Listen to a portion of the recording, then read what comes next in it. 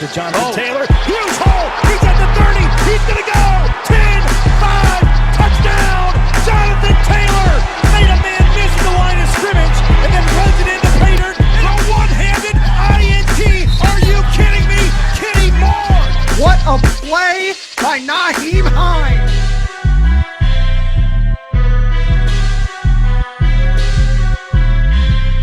Horseshoe is back, baby. The horseshoe is back.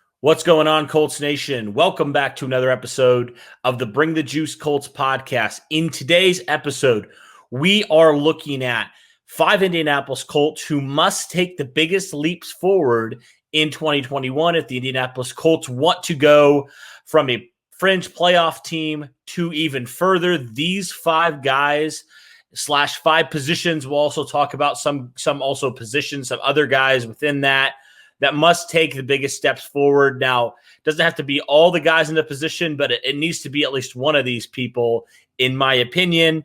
And for number 5, I'm going to start with Bobby Okereke in that middle linebacker position. Now, I mean, it's no secret, losing Anthony Walker, it's a pretty decent loss. I mean, we know Walker, ever since he got drafted in the 5th round in that 2017 draft, Ballard's first draft, he's been a pretty solid player for Indianapolis on the field and off the field. I mean, he did wonders. Darius Leonard said as much, right? He basically was the captain of that defense. He got everybody in the right positions. He was that guy. And so losing him, just from a leadership standpoint, some other guys are going to have to step up. Darius Leonard has said as much. Bobby Okereke is another guy who's going to have to step up and step into that role even more in 2021. Now, Okereke was already out snapping Walker, so there's not a whole lot of concern that for that. Like, it's not like he didn't play a whole lot. Like, he's been playing a lot, but now his role's even going to increase more, and his leadership's going to have to increase as well. So I think there's a good amount of faith in Bobby Okereke, which is why I only have him at 5. And also, he's been a pretty good player. I just think there's even a higher ceiling we have not quite yet seen from Okereke that he's going to have to take to secure that middle linebacker position for the future. And then just the other guys, the backup guys, who's going to be the backup Mike, the backup other linebackers as well. That'll be an interesting conversation, interesting training camp battles to see. But those 2 starters obviously need to play well, but the other guys as well in that reserve role, who's going to step it up? There's a lot of different candidates for that. Number 4 for me is that number 2 corner position. Rock Ya-Sin especially needs to step it up. Now, the reason why I only have Rock here at number 4 is because there are a couple other guys who are really vying for that position as well. So say Rock has another season like he did last year. He's up and down. He's inconsistent. He's getting called for penalties. I mean, I don't think the Colts would be hesitant in really plugging in a guy like TJ Carey or Marvell Tell or Isaiah Rodgers to step into that number 2 corner position, because you look at the other 2 corner positions, the number 1 was Xavier Rhodes, and then the slot corner, you're pretty set there. You're pretty set. You have some of the better players at those positions. The number 2 corner has just been the glaring hole right now. And so somebody needs to step it up. I think the favorite has to be Rock Ya-Sin, since he was that last year. But also there's some other guys who I think really could come into the fold. And if Rock Ya-Sin's not careful, they could take that position from him. So they are number 4, that number 2 corner position. Number 3 for me is just one player, and that's Paris Campbell, right? Paris Campbell really needs to step it up, not in terms of, production, because he's been productive when he's been healthy. It's just that, it's the health. Paris Campbell needs to stay healthy this year. I mean, he's a critical part of this offense. When Paris Campbell is on, this offense is at a new level. He provides something that no other receiver on this team provides in terms of speed, in terms of versatility. I mean, he's just a guy that you need to stay healthy, because if he can stay relatively healthy, your offense is going to look completely different, so much more dynamic with Paris Campbell on the field. But he's got to stay on the field, right? The best ability is availability. And if Paris Campbell's not available, this Colts offense is going to suffer for it.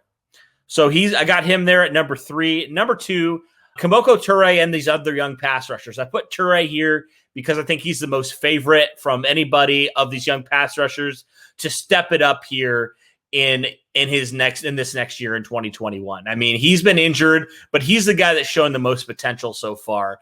Now, you throw it back to that 2019 season, Kemoko Turay was on a tear for the first couple games until he suffered that gruesome leg injury in the Kansas City game. But prior to that, he was tearing it up in that game too. He was a big part why the Colts took down the Chiefs in Arrowhead. So if Kemoko Turay can get back to form now that he's fully healthy and it looks like he's going to be ready for camp, if he can do that, I think this pass rush, we already know how good it is with DeForest Buckner in the middle. If Kemoko Turay can get back to form, I'll let it pair alongside of Kwity Paye and some of these other guys. I mean, this Colts defensive line could take another leap, and this defense would go from a top 10 defense to potentially a top 5 defense. It really, last year was the whole reason why they weren't a top 5 defense was because of the lack of pass rush on the edge. So if Kemoko Turay can be a part of the solution this year, he can earn himself another contract for this next year, can be a big part of this team's future moving forward. But I think he's the most prime candidate. But if he can't do it, if he gets injured again or something like that, Ben Banogu, Al-Qadim Muhammad, Tyquan Lewis, there's a lot of these guys that need to step it up. I think Tyquan Lewis has done a lot better job than say Ben Banogu. Ben Banogu is kind of the guy right now we're just not a whole lot sure of because he just hasn't shown anything. He hasn't been on the field. So it's time for some of these young pass rushers to really step it up. Kemoko Turay, obviously, feel like he's going to be the guy that's the prime candidate to do that, but Ben Banogu's right there too, along with those other guys that I say. And the reason why I have it so high is because pass rush wins you games. If you can get to the quarterback consistently, if you can rush 4 consistently, your defense is going to be ferocious, and that's going to win you a lot of football games. All right, number 1, speaking of biggest impact, the quarterback position in Carson Wentz. We already know, we've talked it to death how bad Carson Wentz was last year, how bad the Eagles were last year. It all fed into itself. It felt like it was kind of a snowball effect, right? Like one injury would happen, and another injury would happen, then all this stuff culminated, and it just was a disaster of a season. It was this big snowball of disaster. And so throw in now Carson Wentz not having to be the hero like he had to do last year in Philadelphia, and even the year before that, with all the injuries, having to play hero ball a lot of times with really a battered roster and a loss of talent on the roster and a bad coaching situation and all that kind of stuff factored into just an awful, forgettable season for Carson Wentz. But now he's back with Frank Reich, his former OC, right, where he had one of his best seasons as a pro in 2017. Throw that in with a combination of just the talent around him now with the running game, the offensive line, T.Y. Hilton and some of these young receivers, the tight end group. Like this has so much potential for Carson Wentz to really elevate his game back to where we know it can be. And we know quarterback position is the most important position in football, I would argue, in sports. And if your quarterback is playing well, your team is going to be in the playoffs and in contention every year. I mean, how many times did we see it with Peyton Manning and Andrew Luck? Sometimes those teams around them, if you took away those guys, they wouldn't win more than 5-6 games. You know, that's being generous for some of the rosters that those guys had to endure. But what happened when those guys were out? Those teams were bottom feeders, right? And so if Carson Wentz can get back to even what he was in 2019, this Colts team is going to be a lot better. You live and die on how good or bad your quarterback play is. If Carson Wentz can get his quarterback play back to where it was, if it can be Phillip Rivers and maybe even better, this Colts team is going to be a very, very dangerous team heading into the playoffs this year. So that'll do it, guys, for my look at 5 players / position groups that need to step up the most here in 2021 for the Colts to take the next leap. Let me know what you guys think in the comments below. That'll do it for this one. Thanks, guys, so much for tuning in. And as always, go Colts. What's going on, Colts Nation? Welcome back to another episode of the Bring the Juice Colts podcast. Just want to say quick off, thank you so much for everyone subscribing and enjoying the content. Really appreciate all of you. Make sure you guys subscribe down below. Follow us on Twitter, Facebook, Instagram, anywhere you guys want to follow us, we are there. So I just wanted to do a quick video for you guys. You know, we've kind of been doing a few of the videos of these players need to do this, these players need to do that. I figured I might as well talk a little bit about 3 players who I think need to take some of the biggest steps forward in order to be able to make a good impact for this team, okay? Now, there's one player on the defensive end here that I'm going to kind of change the definition of it to not the biggest steps forward, but maybe the most important steps forward. I'll kind of explain it when it gets to the very end, but I think the first person that we ultimately need to talk about here, and I think this is the most obvious, is Carson Wentz. Carson Wentz needs to take the biggest step forward for this team in order for this team to be where it needs to be. Obviously, in 2021, Carson Wentz did not have a good season. We know what he can be, but ultimately, we're still in the shadow of everyone saying, oh, Carson Wentz sucks, you know, right? That's kind of what a lot of people are saying. But he needs to take that big step forward because not only for this team, but just due to the fact, again, the quarterback is the most important position in sports, and particularly in football. So if Carson Wentz doesn't step up big and be the quarterback we need him to be, then this team's ultimately not going to get very far, right? So it makes perfect sense that Carson Wentz be the guy that steps up and does what he needs to do in order to be able to help this team become what it needs to be. So there's a couple other guys on the defensive line that I could mention that, you know, could be in this category, right? But I think the one that really needs to step up here and take the biggest step forward is Kemoko Turay, okay? And here's why I say that. The Colts just drafted 2 defensive ends. You know, they drafted 2 defensive ends thinking that these 2 defensive ends they drafted are going to be the future for the Colts. The next Dwight Freeney and Robert Mathis combo. That's what we're thinking. So Kemoko Turay, you know, from the start, we knew this kid could potentially be pretty good. And in 2019, when he started out that season, you know, really started looking really good. But ultimately, the injuries have happened. He's not been the same since. We just don't know how he's going to adjust. And now we think, you know, this guy could start losing some roster spots, you know, here very shortly, right? You're having to deal with these 2 new guys coming in that have a lot higher potential ceiling. And Kemoko's really fighting for that spot right now to keep relevance in the system.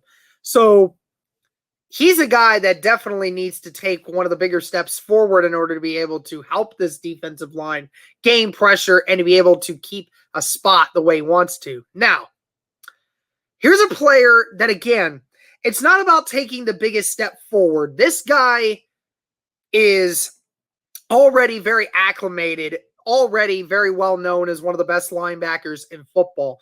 I'm not discounting that. Not discounting that at all.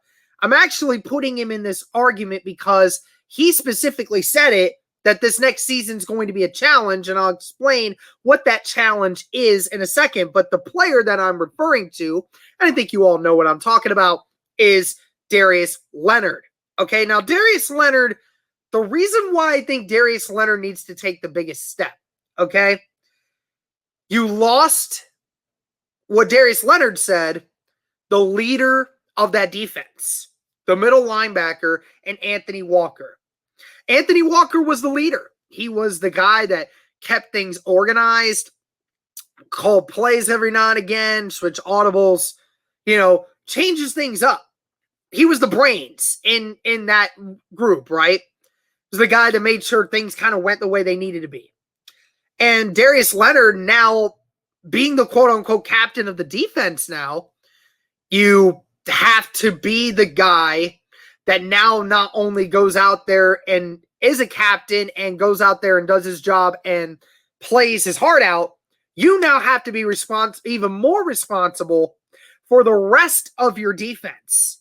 You now have to be the guy that steps in there and makes sure that the defense is lined up right, making sure that guys are following assignments, making sure that you're getting pressure, making sure the secondary is in the right spot, covering the right guys.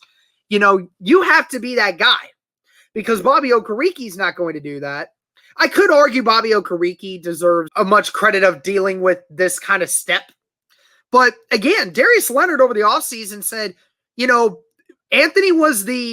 Walker was the locker room guy. He was the film room guy, breaking stuff down, making sure everyone else understood what they were doing. Now I have to do that. So Darius has already taken the step of being the leader and being the guy that Anthony Walker once was, right? But I'm saying that's why it's not necessarily the biggest step forward. It's the most valuable step forward for this defense, right?